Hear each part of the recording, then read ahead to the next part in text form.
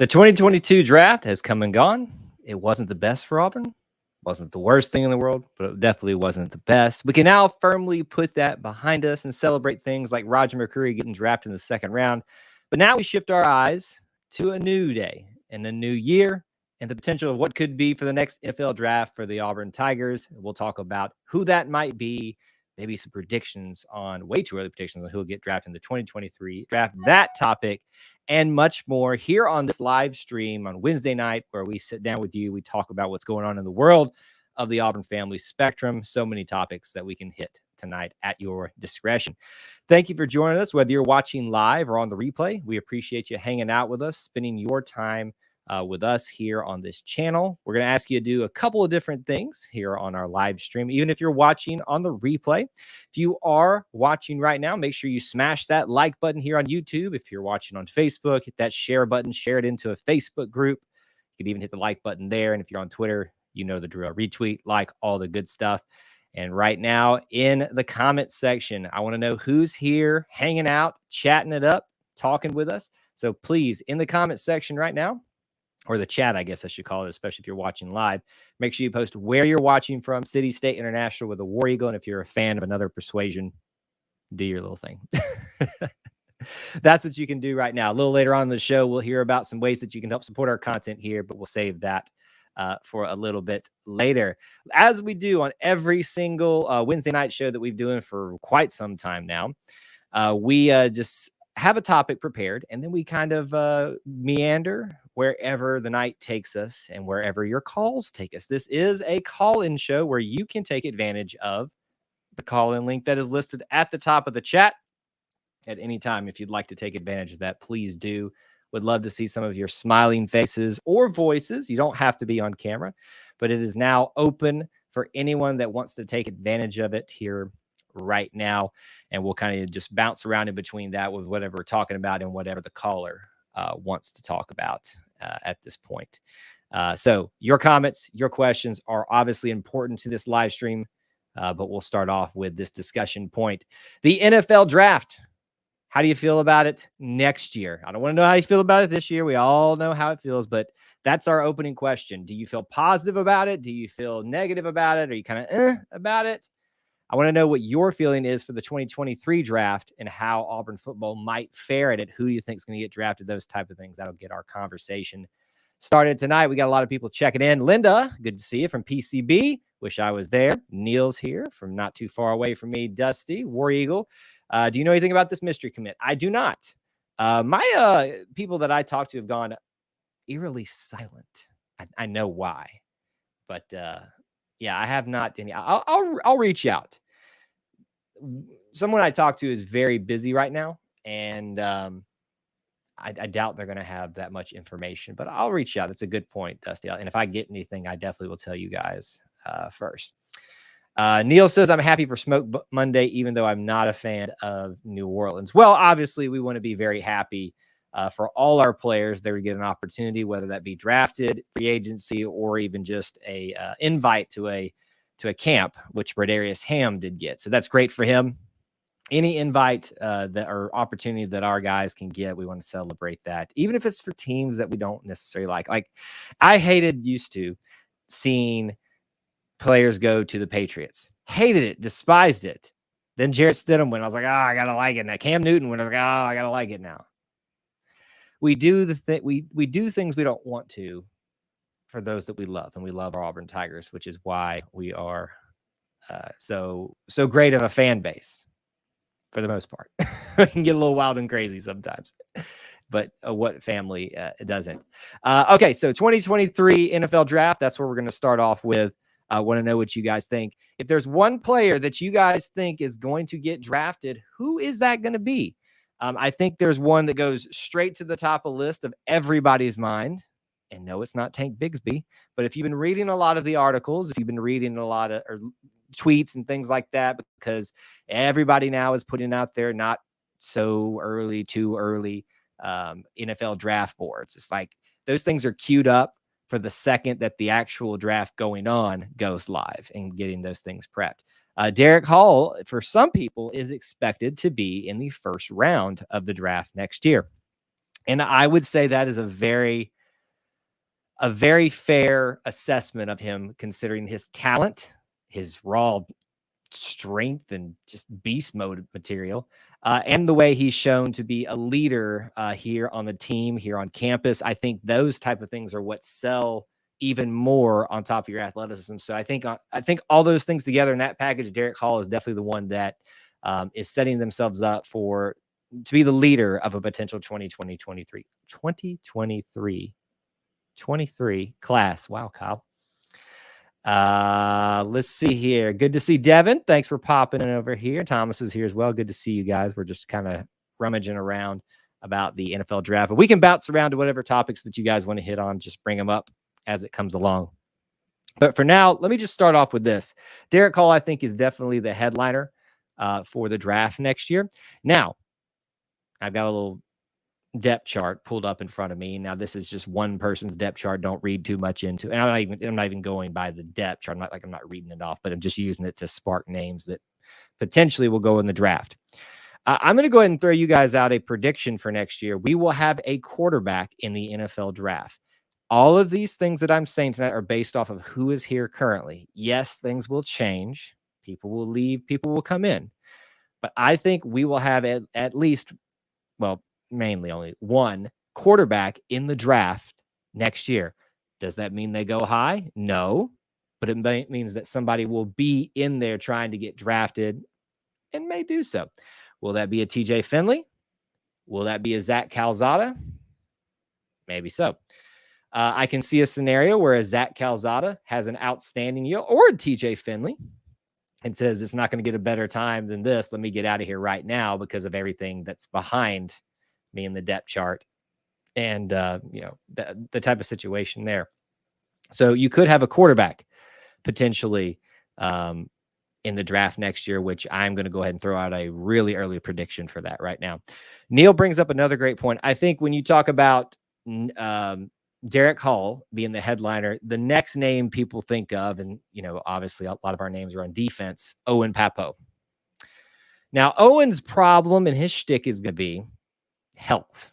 Can he stay healthy? Can he stay on the field?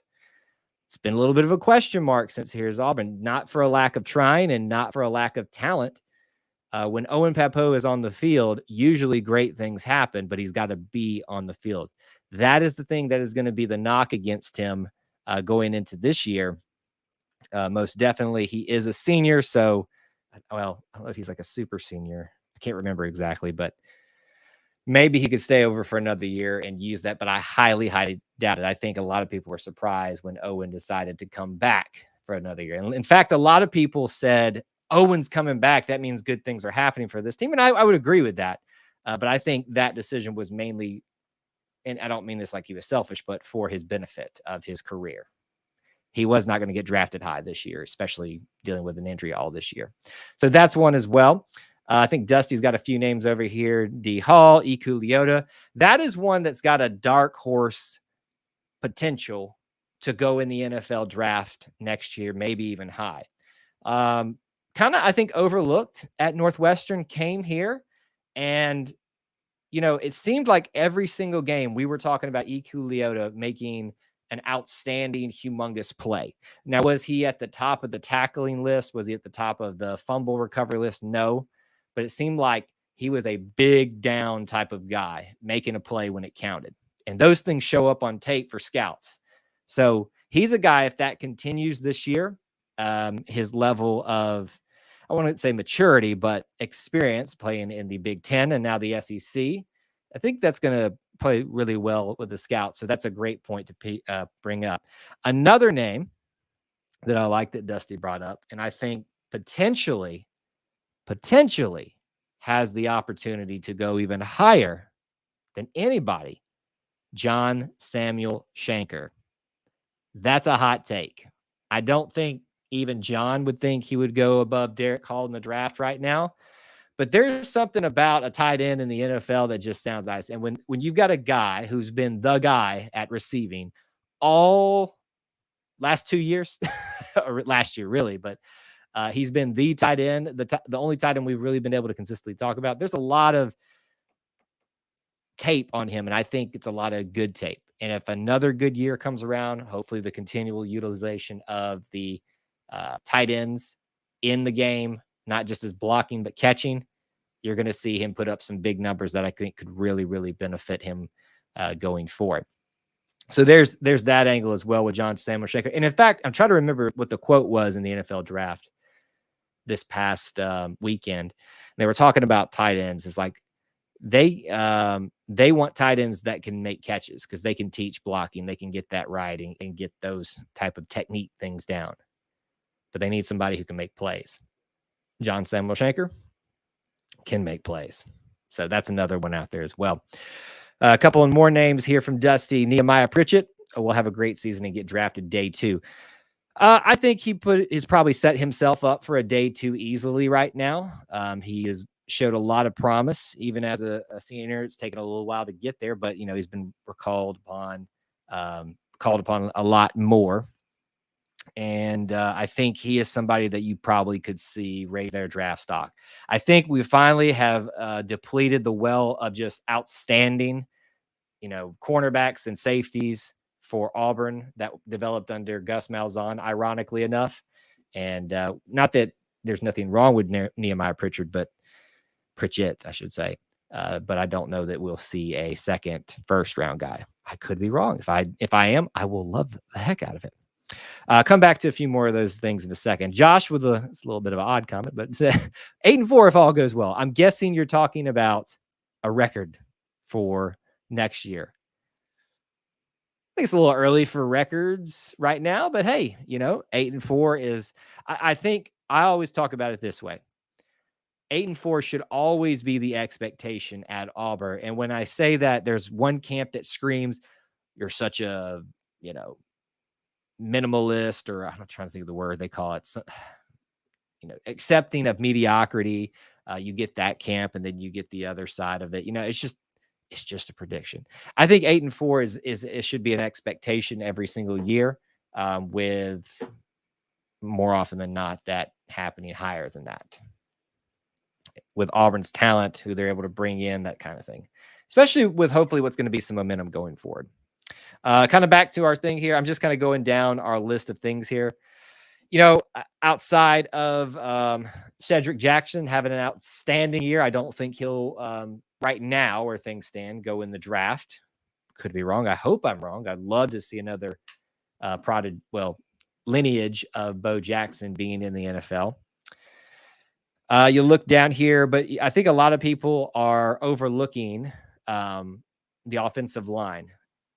We have talked ad nauseum about how inconsistent our offensive line has played since at least 3 years ago, if not longer. But I think you've got guys individually. It could be just I think they don't play well together. I don't know, because I think there's a lot of talented guys here that might have some great years this year, might get picked up in the draft next year. I think Killian Zaire is a guy, kind of a dark horse.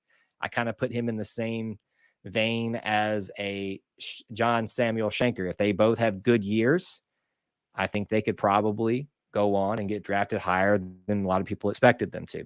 Nick Brahms, Brandon Council, they'll probably all get drafted, but the question is, how high will they get drafted? So really, when you look outside of that, and then obviously if we want to close out the offense part of it, Tank Bigsby.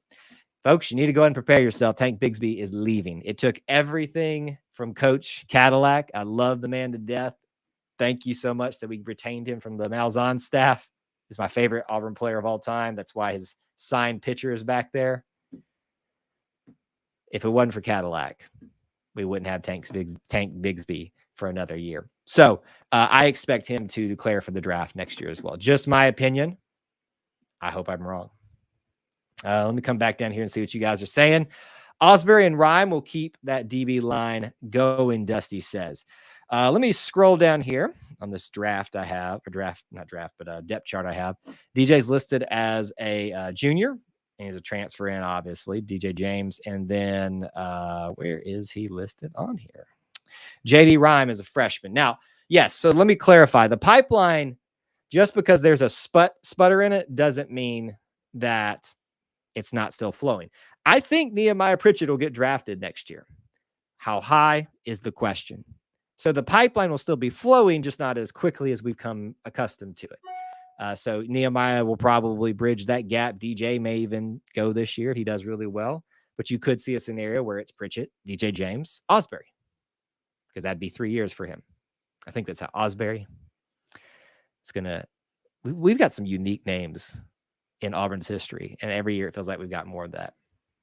Thomas, I think we have 3 to 4 linemen in the draft. Well, let's look at that.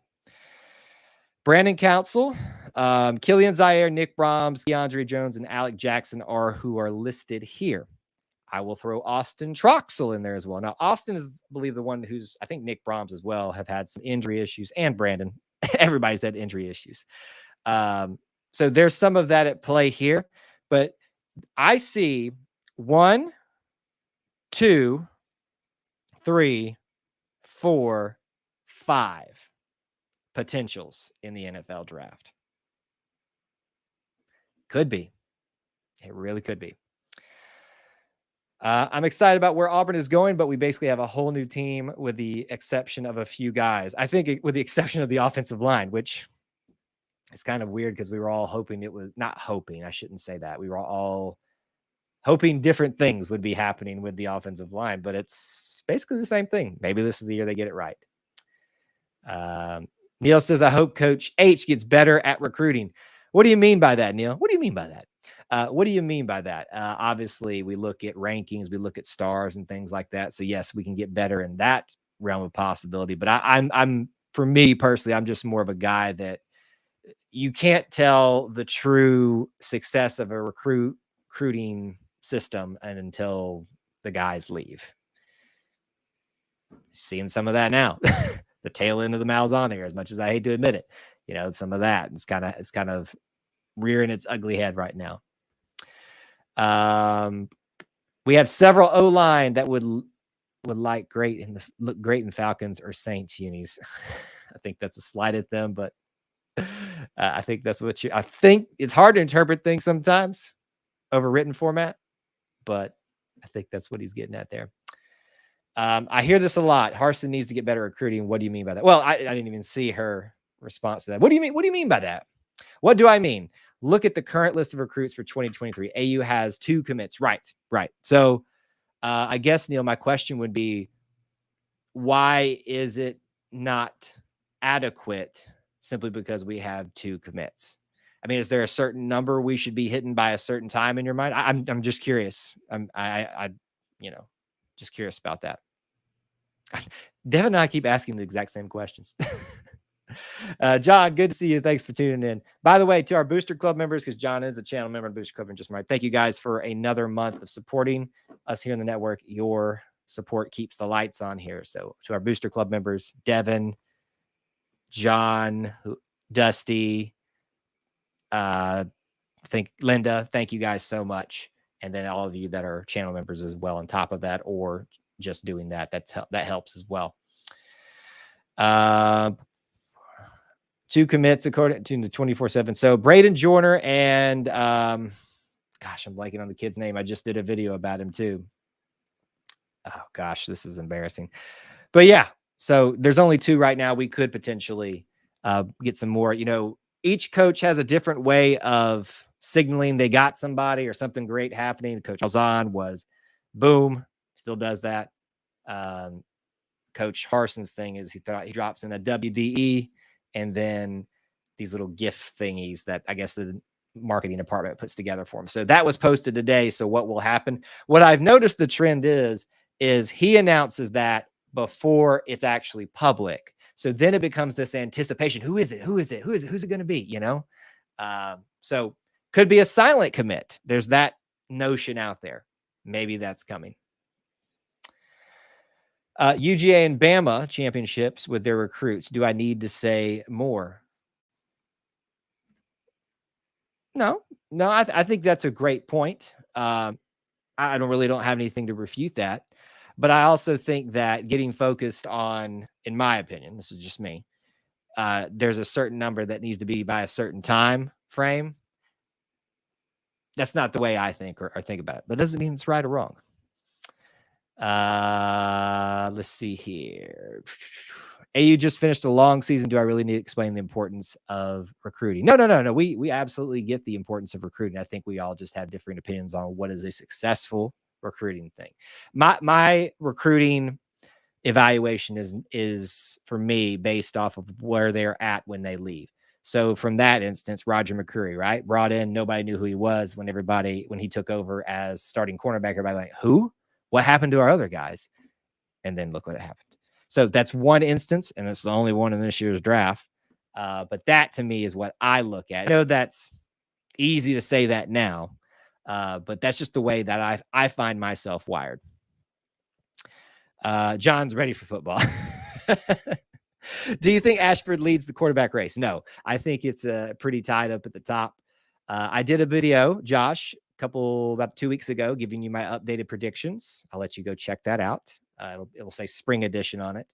I promised you guys I'd do one at the end of the year, the beginning of or the end of spring, and then barring, it's going to be weird when they decide to do this race, when they call it, where I can do another video, another update. All right, we got our first caller in. Let's talk to him. It'd be weird when they decide to do this race. What's going on? Call it. Hey guys, how are y'all this evening? Are you good? Pretty good. How are you doing? All right, we got our first caller in. Let's talk. Hey, turn me down just a little bit. I got a little feedback. I can hear myself. We good? Yeah, we're good now. All good. Turn me down just. Oh no, I think something's wrong. I'll have to try again. That's all right. You can call back and try one more time. Yeah, because I can hear me on the delay. That's all right. That happens from time to time. Appreciate Thomas calling in. Maybe we'll hear him back in just a second. Let's see here. Back to what I was talking about. Do I think Ashford leads the race? No, but that doesn't mean that he's not high up there. So, Josh, it sounds by your question that you think Ashford should be the starting quarterback. We shall see. Does it really matter how many we have committed for 2023 now? Yes and no. I would say that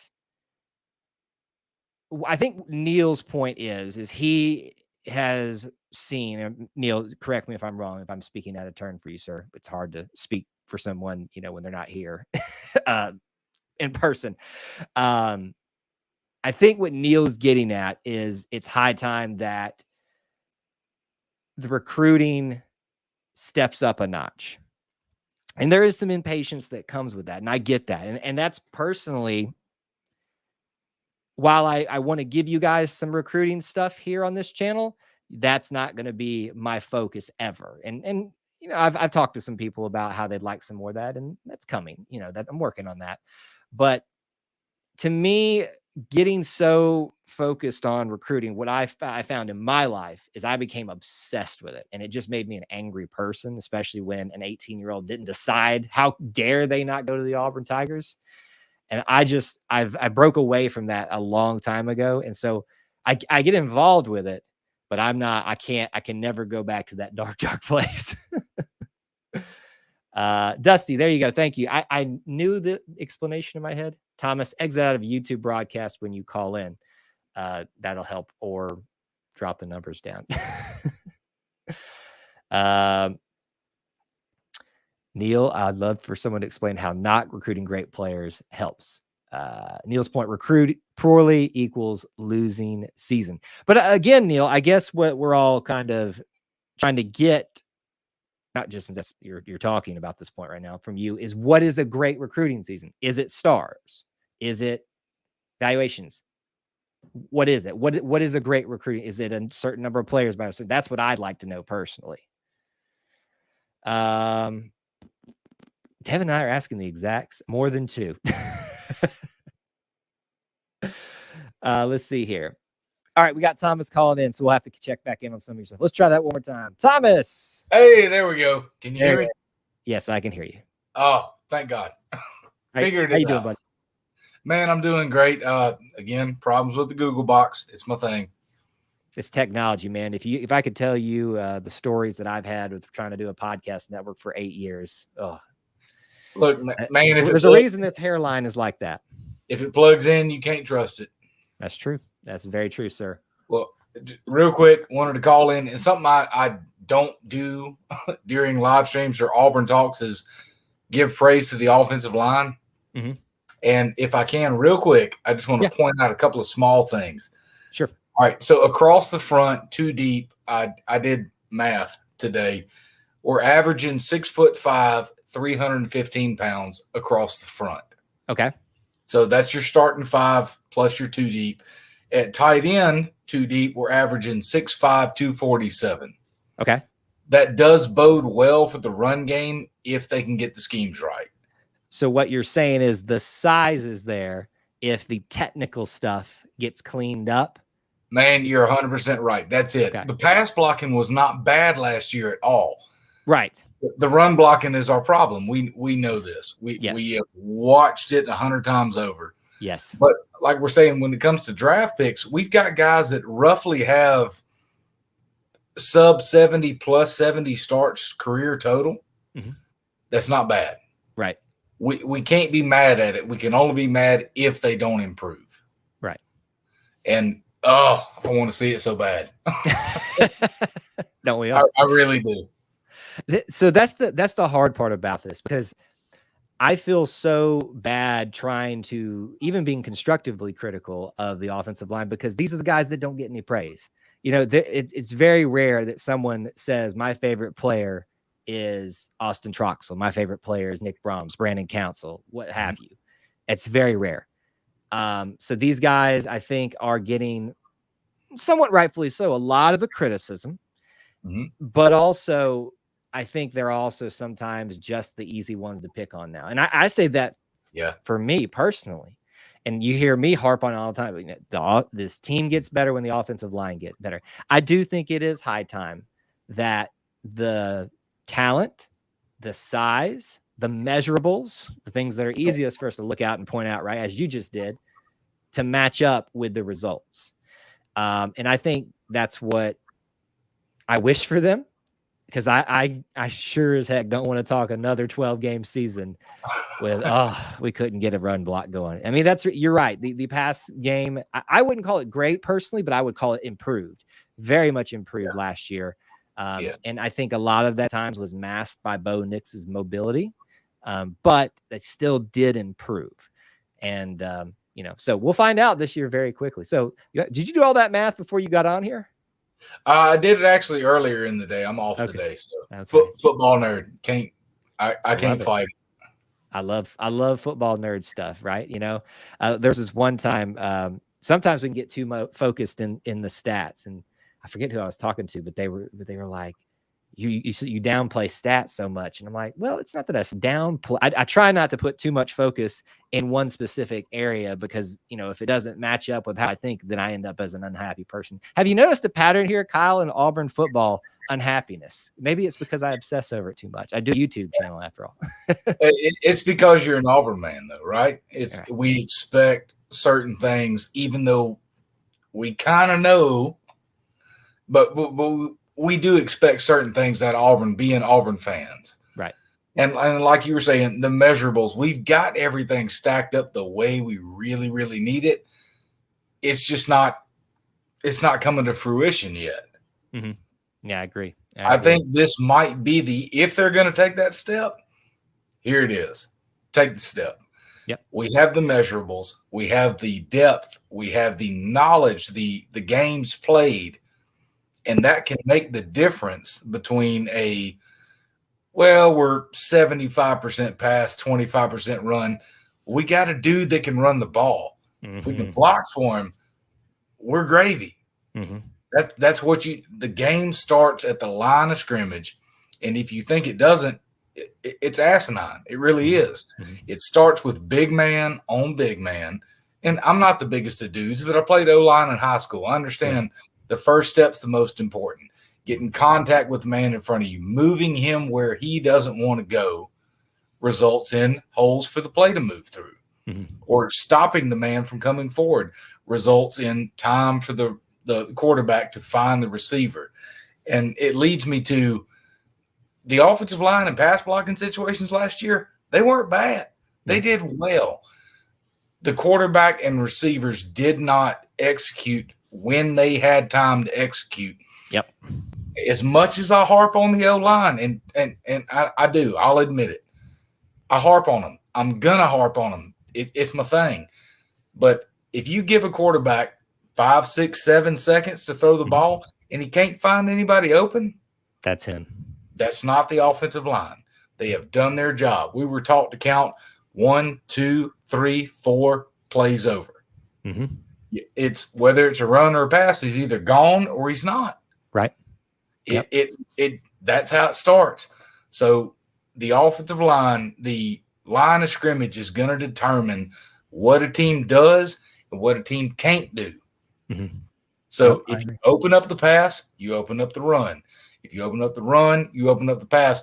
But if you can't block it, you're toast. Yeah. And we saw that a lot last year. and I hate it. I really do hate it, but that's the way it has to go. But judging by the amount of seniority we have within the O-line, there's no reason that they can't get better. There's no reason that they can't push forward and make things happen. We've got a running back. We have a plethora of quarterbacks who have thrown the ball in the SEC. Calzada's thrown it. Finley's thrown it. Right. Ashford has not yet, but he shows promise.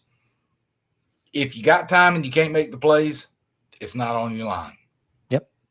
And that's what I would love this year for us to move forward from the narrative being they didn't have enough time or there wasn't enough of a push for the run game. I would love for us, because that's been the problem, right? One game, it's the offensive line faults, then it was the wide receivers dropping, then it's Bo had a bad game, then it's back to the offensive line. I'd like for us to stop this triangle. I'd like it, if we're going to have a path of blame, let's go 2-way as opposed to 3-way on it, because we weren't blaming, for the most part, the running backs because they weren't getting much help. We weren't blaming the tight ends because they were blocking, they were catching the ball. Wide receivers, quarterbacks, and line. Let's eliminate linemen. This is your challenge. Eliminate yourself from that triangle. No more triangles. No more geometry here. We want linear stuff. Yeah, you're right. You're right. Just, hey, man, if you left the top pocket too early, that's your fault. If you stayed in the pocket too long, you had good blocking. That's your fault. Yep, I agree. So real quick, on that note, there's about 5 that I said. I'll give you their names that personally I think will get at least looked in the draft based off because they're a senior or whatever. You got Killian Zaire, Brandon Council, Nick Brahms, Alec Jackson, and Austin Troxell. Which one of those gets drafted the highest based off of what you know right now? Can we give them to you one more time? No, I've got a list. I figured you did over there, Mr. Math, with the offensive line. Look, football nerd, man. I really can't help it. I love it. Give me Brandon Council first. Okay. I don't hate that pick. No, I don't. I mean, based on games played, based on position, based on what an NFL coach wants on an offensive lineman, is the dude, again, I got it written down. He's 6'4", 328. Pull him. He's going to kick an NFL end out based on size and velocity and hand placement, foot movement. That's what it takes to be an offensive lineman. I think our problem is our tackles in the run game, not the guards. Because a tackle normally doesn't chip off unless it's an outside run. A guard is pretty much always going to chip off the front man on the defensive front to get to the next level. So where is your foot placement? Where's your hand placement? How good are you at chipping to the next level? Because if you're not good, you're not good. Yeah.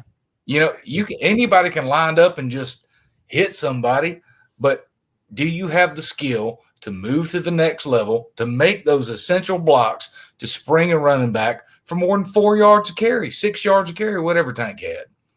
I think it was roughly around 4. It was less than 5 a carry this year, wasn't it? Something like that, yeah. So give me Council first. Give me Zaire second. And then I don't disagree with that at all. Troxell, based on injuries, is probably going to be the lowest. Because if you're going pro, they want to know everything that's ever happened to you. They want to know your demeanor. They want to know what you can't do. Can you jump high on one foot? Can you not jump high on the other foot? it's mathematics when you get to the pros. It is. And you saw that a lot in the pros. They even talked about now how much of it you watched, but there was a harping that some of these guys got looked over. The guy from Georgia, Nakobe Dean, because he wasn't in these certain parameters, had these certain numbers, he got passed off to the third round, I believe it was, which is just stupid. I mean, did you see the guy play? Look at McCreary's arm length that pushed him further down. Look at Zacoby McClain of being, he was 6'1" in college, but he's 5'11" in the combine. It makes a difference to a pro team. It does. But your measurables are important in the mathematical equation of the draft. Right. So you either meet them or you don't. Mm-hmm. And the great thing though is that you have the opportunity to beat those measurables, but they still factor into people's decision about you. I love those picks, man. I don't disagree with them at all. I think I would probably put Council and Zaire in the lead right now with Nick Brahms kind of in there, depending on as the line goes, his prospect goes, because he's the middle of the line at this point. He's the leader. Well, and Brahms as well. Yeah. But personally, I can see a scenario where all 5 of those guys get drafted. Is it going to happen? No. It's probably, I would say it's going to be a good day if 3 of them get drafted. But I hope that we're sitting here in a year on a Wednesday night live stream at post 2023 draft, and we're all like, remember when we said that 5 guys were going to get drafted? Remember when we were all doubting them this year? And then you'll have the numbers for us in a year. I'll do my best. Hey man, I appreciate you calling in tonight. Great conversation. Absolutely. E2C for life, baby. Y'all have a good night. All right. Thanks, buddy. Always great to hear from Thomas. You guys can call in too. Hit the link at the bottom. I'll put a little reminder here if you'd like to take advantage of it. It's really easy to do. I don't bite too much. You can call in, say hello, and then you can be part of the show just like Thomas was here on this one. So let me kind of come back here a little bit to some of your comments and questions, and we can move to other topics that you guys are more interested in too, if we've kind of tapped out on the football stuff, but we'll keep going with that wherever y'all's conversation is going. Neil, wrapping up his thoughts on that. I just say this: I'm tired of being mediocre. Auburn has all the tools in the world to be a top tier football program. And I agree. I completely agree. And they're about to have one of the best football facilities in the entire nation. I'm so excited to see that. They finally put up a time lapse of it being put together. I've been trying to go as often as I can to Auburn and get pictures and share with you guys when I can. Usually the Booster Club members get like a quick live stream of it, or live look at it, somewhat live look at it, if however much live an instant picture can be. But we have all the tools. And Neil, let me just say this: you and I deal with an interesting scenario here. We're having to live with Georgia fans right now. It's tough.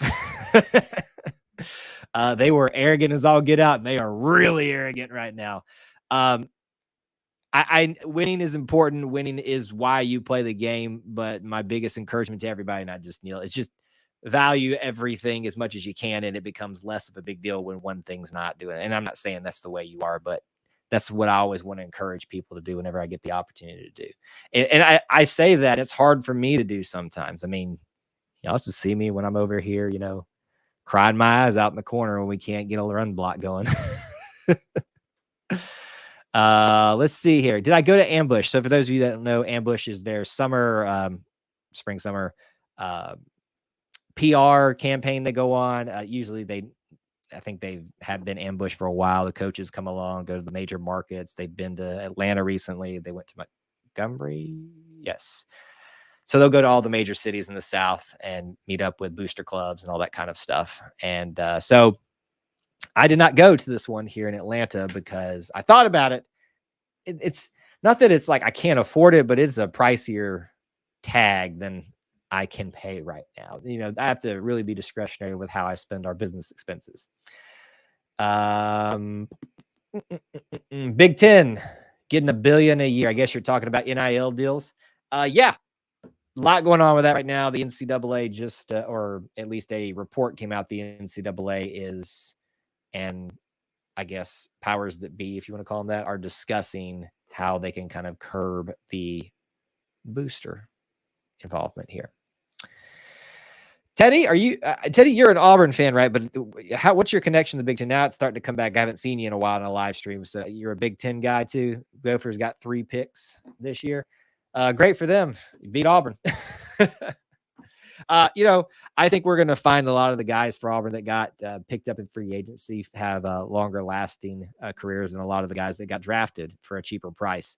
That's just my opinion, but I think we're going to see that. Kyle, the basketball team just put up a graphic for you. Great stuff, Thomas. Put up a graphic like right now. Well, I can't gosh, Dusty, you can't tell me these things, man. Now I'm curious. I hope this doesn't wreck with the internet real quick. All right, everybody stand by. Dusty's got me curious. So now I really want to see it. If you're talking about just in the last couple of minutes, because obviously I haven't been on social media. Please don't wreck. Please don't wreck the internet. Please don't wreck the internet. It is moving slower now. I have to, be discretionary with it's a big word I'm using tonight, apparently. What I do when I have the internet running. We don't have the worst internet in the world, but we do have slower internet. Congratulations on our 6th Man of the Year award, Wendell Green Jr. Woo! And I guess you're talking about the free throw award, Wendell Green. Yes. So those are big things for me. If you've been here for a while, you know how much I love free throws and how I harp on free throws. Free throws will win and lose you championships. Flashing back to 2019. That hurt. Yes. Wendell Green deserves the 6th Man of the Year award and deserves the free throw award. Most consistent.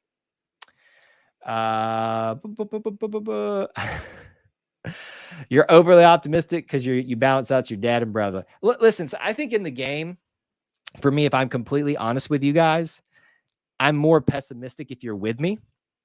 But I think that's more of a defensive shield for myself. Just to be completely honest, I don't want to have to deal with the hurt of losing the football game. It still hurts about Calvin Ashley. If we were never coached by her, if he were never coached by Herb Hand, he would have been a top 10 or even a top 5 pick. I mean, it's easy for us to say that now in Beaton Lake. Did I like Herb Hand as our offensive line coach? No. It's the reason we're in this situation, this pattern with offensive linemen. But at the same time, I can't rule it out that it wouldn't be a possibility. From what I understand, the Calvin Ashley stuff was more than just didn't get great coaching here. This was other stuff going on there. I don't know that for a fact. That's just kind of my feeling out of the situation.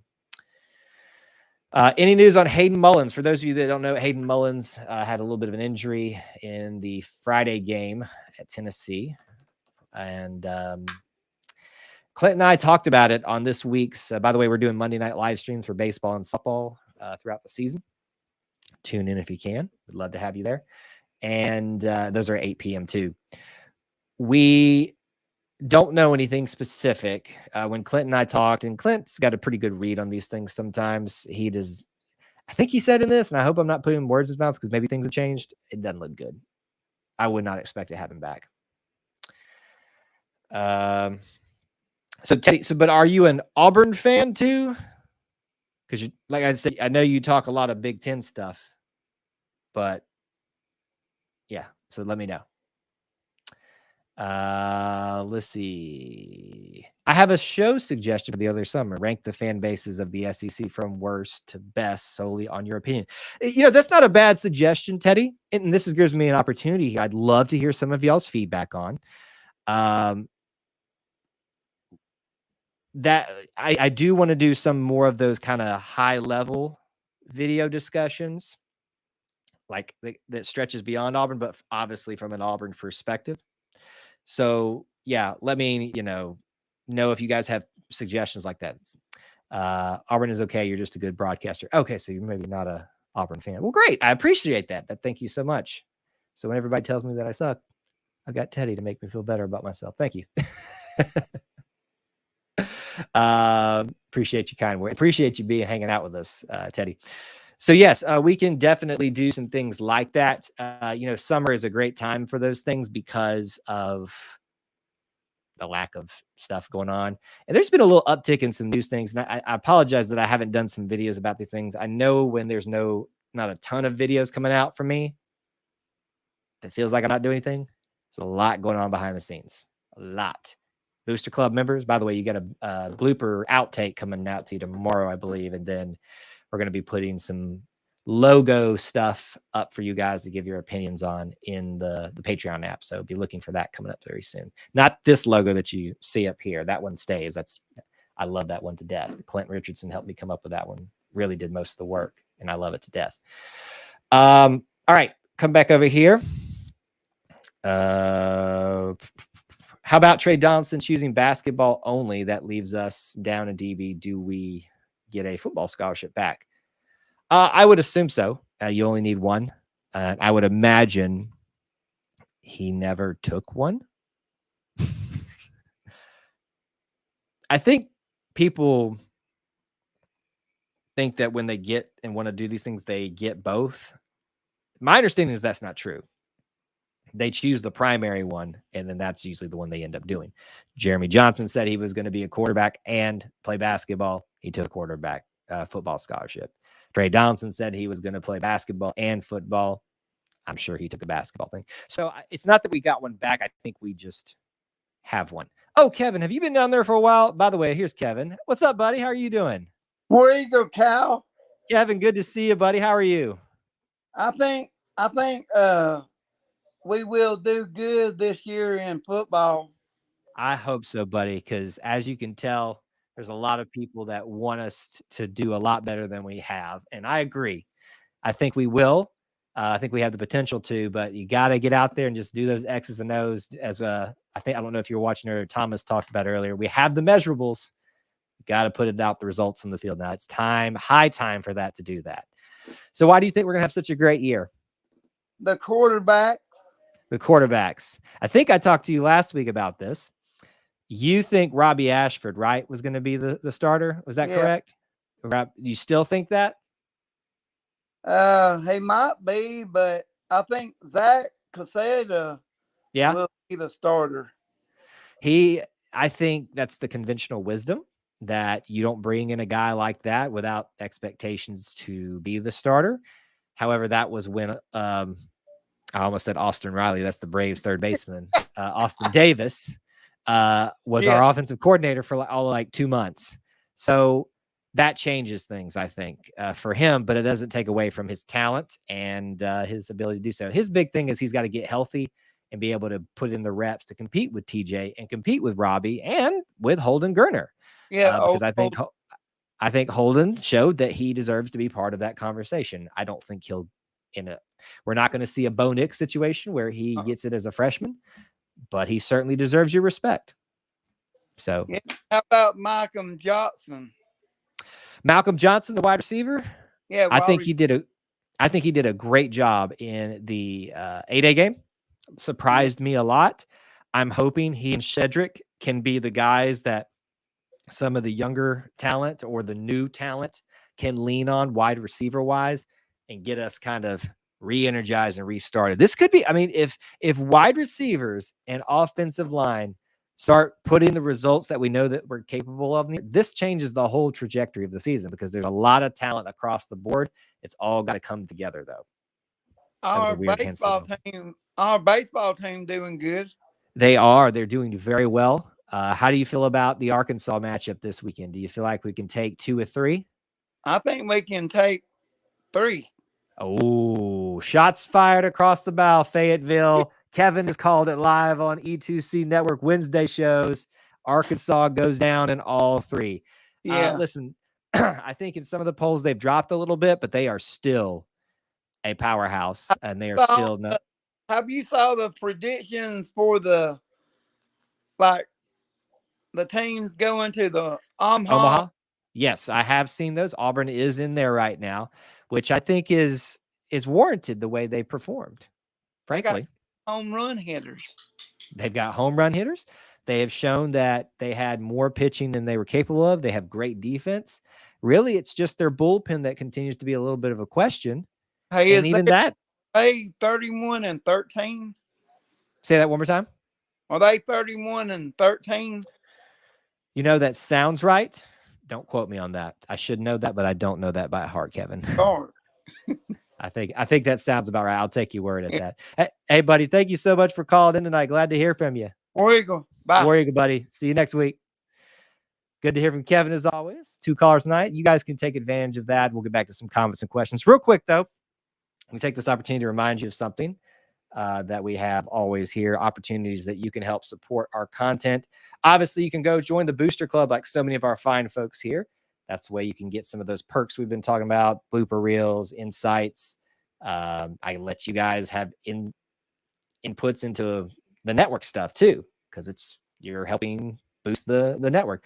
But if you just want to stay here on YouTube and you want to help support us, keep the lights on, you can do that by becoming a channel member. $1 a month is all it takes. Sign up by hitting that join button. It's usually easier to find on the desktop. You get an icon next to your name. You get access to emojis to use during chats if you'd like to use those. But also it makes it a little bit easier on our busier chats for me to see you because it lights you up a little bit more. And trust me, I know it seems like slow right now, but if you see some of those live streams we had during post games and stuff, it will pick up, especially with that basketball team that they are accruing this year. Is it even possible to do basketball and football at the same time? Believe it or not, Devin, there were people that I believe used to do 3 sports when they came to college. Thomas is displaying them right now. I know it doesn't show up properly, at least on my screen, it doesn't show up properly because it just says Go Tigers. It's what the name of the emoji is for me, but I'm sure it shows up there. But anyway, I can't remember where I was. Is it possible? Yes, it is possible. You got to have a real good relationship between the football and basketball coaches and stuff like that. And you'll just have to know that you don't play basketball until the new year. Traditionally, you're not going to see those type of guys be starters. Now, there was a guy, I forget which SEC team it was that did it. And I was like, oh, wow, he's all of a sudden in the starting lineup. So it is possible, but we'll see. I don't think we'll see it anytime soon.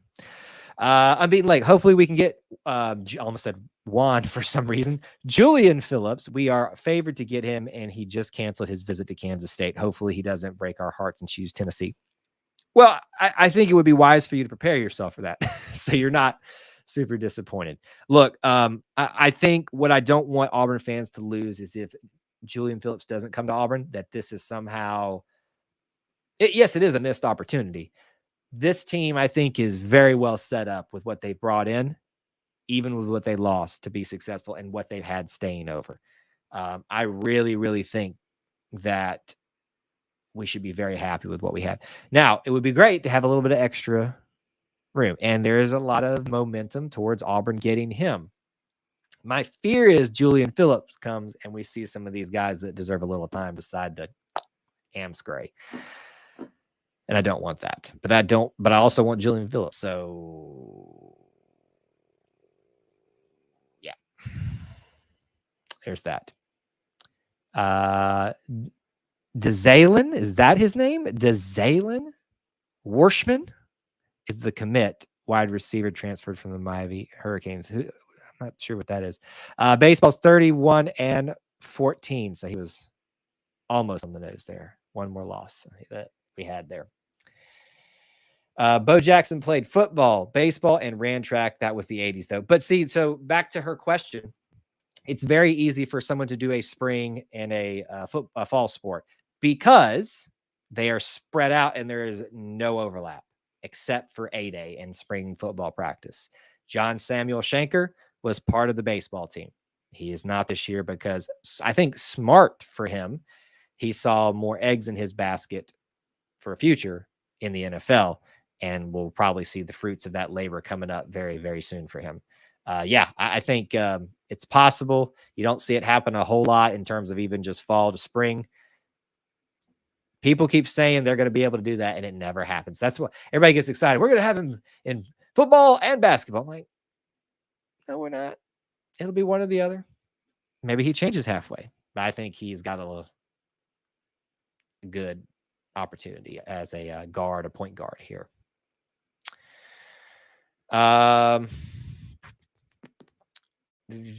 Dusty's talking about the commit alluded to on Twitter earlier today. Okay. DeZalen Warshman is the commit wide receiver transfer. So is that official? Has that happened while we were live or something? Did I miss that today? because I've been busy today, so I could have like just completely missed that. And like we were talking about with Neil earlier, we only have 2, which was very frustrating, and I understand why. But maybe that's who it is. I do think that we're going to get a couple of recruits here in the summer. You would think so, with most of May, June, July to come. But we are entered in the quiet period right now. I think is what it is for finals. It's just like a week, but yeah. What is this? I swear, literally, we go live and stuff happens. My goodness. I don't know. I don't know what to say, how to explain it. Well, you guys can expect a video from me probably tomorrow, breaking him down and talking about what he is. We do need wide receiver, he said. So there you go. A commit live here on the show. And I just know now that to expect it, which makes sense because I saw a lot of people like leave there all of a sudden. I bet it was because they were hearing the news about all that kind of stuff and went other places. But yeah, so breaking news once again here on the E2C Network. All right. We're about at the end of our time, but don't run away just yet. I want to get any last minute comments, questions, things that you'd like to talk about here. Maybe if I have time here in a second, we'll give you some, get some feedback from you guys. In fact, I'll ask this real quick.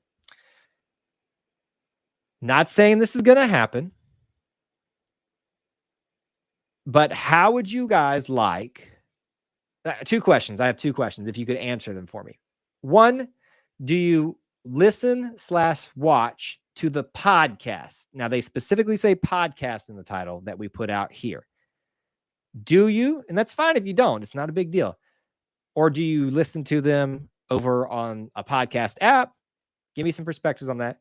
On top of that, would you guys like a regular, is what I'm going to call it, but possibly daily short version podcast that will be video, but also be available in podcast format from me? Let me know.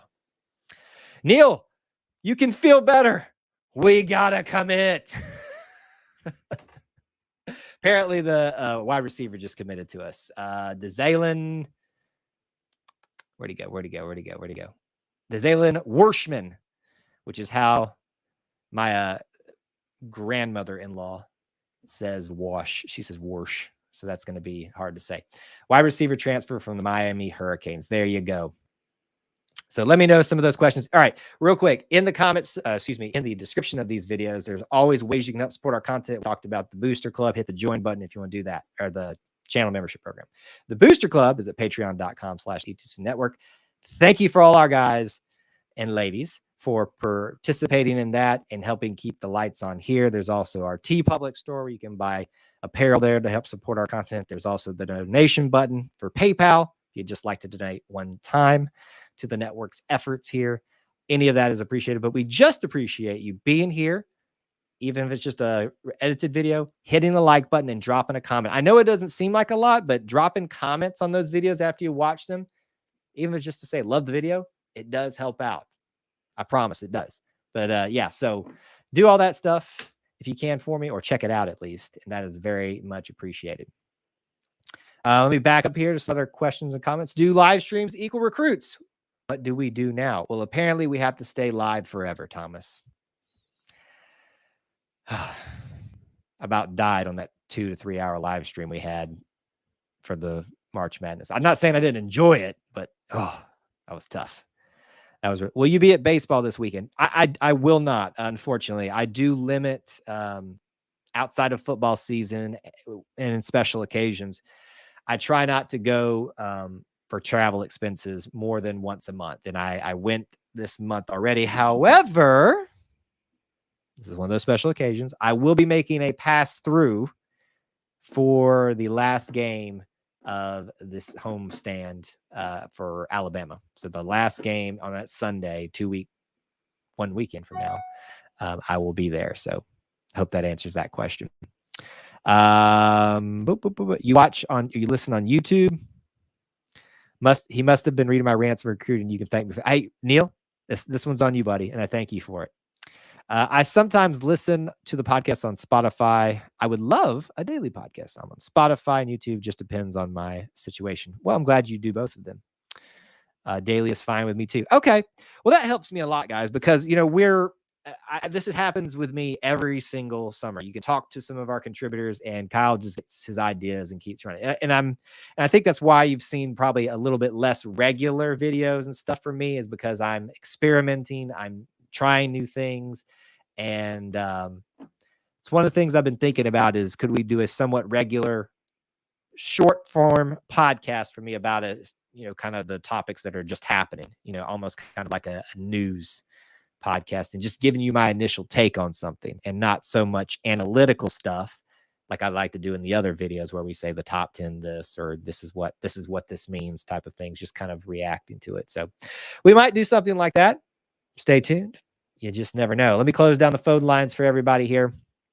Guys, it's been a great live stream. And I mean this. And he says if he'll host a regional, he'll be there. I will as well. I will make a point to come over there. But yes, since you have been live, my Lightning have scored 3 goals. Please don't go. I'm sorry, buddy. I can't do that. Thomas says he'd love to see us on Locked On. I mean, I've actually interviewed Zach Blackerby on Roots, Auburn Roots, our podcast. By the way, you can get that on a separate podcast feed. It has its own one, but you can go way back in our regular podcast archives and find them in there too. But it's easier just to find it there. I forget which number he is. I have that listed somewhere. I need to start pulling all these things up to reference. But I'm always open to that. So if you guys would like to have me there, you just need to let him know that you want me there. I don't like to invite myself to places unless I can give them something. And let's be honest, Zach doesn't need me. But yes, I think Zach does a great job with what he does. You see some of our contributors helping with what he does now too. So I think he's a great guy. So if you guys ever want to see me over there, I'm gonna have to ask y'all to initiate that conversation. Linda says, "Where you go, everybody?" And yes, I agree. These live streams are so much fun. You guys, honestly, I mean this from the bottom of my heart. Whether we are 5 of us here or whether it's just me, that's kind of sad though, or whether it's 600,000 or almost 1,000 one time we had. It's always fun to see you guys here and hang out with you and every live stream that we're able to do. Be back next week for another live stream, 8 p.m. Eastern time. Don't miss it. Invite a friend. Let's start building this Auburn family, little family within the Auburn family. And let's also hope to see you here at 8 p.m. next Monday to talk baseball and softball. We'll be breaking down Arkansas and them taking on softball team taking on Tennessee. So don't miss that one either, where we'll focus really hard on some softball and some baseball sports there. Thank you guys so much for being here. You guys are the best little family within the Auburn family. And I hope you feel better, Neil, now that you got your commit. And you're the magic, apparently. Thank you guys for being here. Until next